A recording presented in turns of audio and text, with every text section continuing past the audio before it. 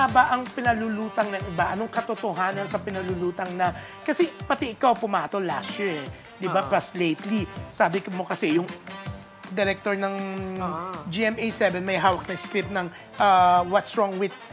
Secretary Kim. Yes, ni na Kim Chu. Siyempre that time, Kim Chu pa at hindi pa si Paolo Abilino, di ba? Jake Ayers ito pa. Di ba? Lately na naman naisipan na mas ipasok si Paolo kasi mas magugustuhan, mas bagay, di ba? Mas may kilig yung kanilang tambalan ni Kim Chu, di ba? Yung Shu Pao. At saka, ano pa ba? Kim Pao, di ba? Pero yun nga, kumalat kasi, no? May nagpakalat din sa... Softman. Sa GMA7, sa Channel 7 ng GMA Network, sa main channel nila at sa iba pang channel nila, ipapalabas talaga ang What's Wrong with Secretary Kim. Siyempre, ang Pinoy adaptation po, no? Siyempre, na pinagbibidahan nga nila Paolo Abilino and Kim Chu. Ano nga ba ang katotohanan dyan? Alam mo, mismong ibang taga-ABS-CBN ay na-mislead dyan sa chikang niya. Akala nila totoo. May mga nakausap kasi ako. So, diba? pinaniwalaan nila, di ba? Lalo na ikaw, naniwala Hindi kasi GMA director yung nag-post. Pero eto na, sinabi mismo sa akin, pinanindigan ng isa sa mga kasosyo dyan.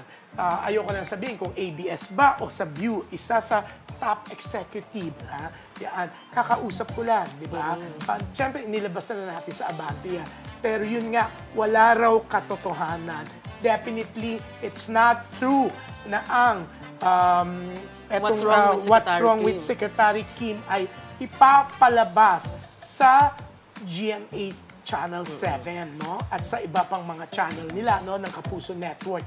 Kasi committed po ang ABS-CBN at ang View sa TV5.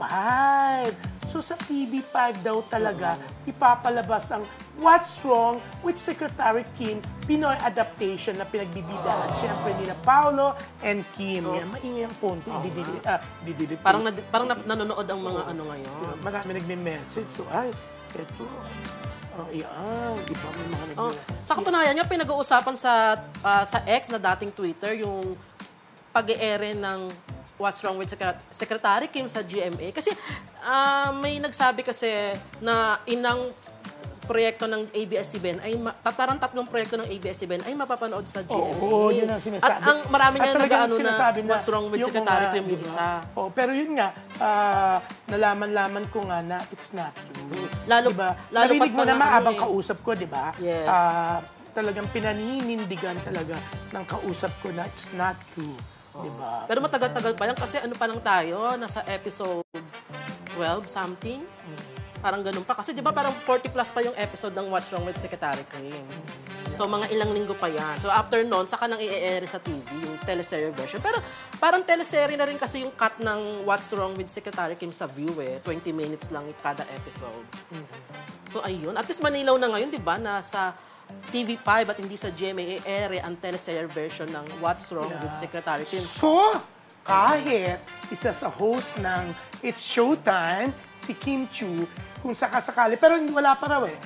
Within this year daw pero hindi pa sinasabi. Sa calendar ng ABS-CBN, yung kausap ko yung wala pa nakikita na may promo o may press con hanggang May. May gawa na kasi ang calendar nila. So, hindi nila alam kung sa June ba, July, August, September, October, December. Basta within this year.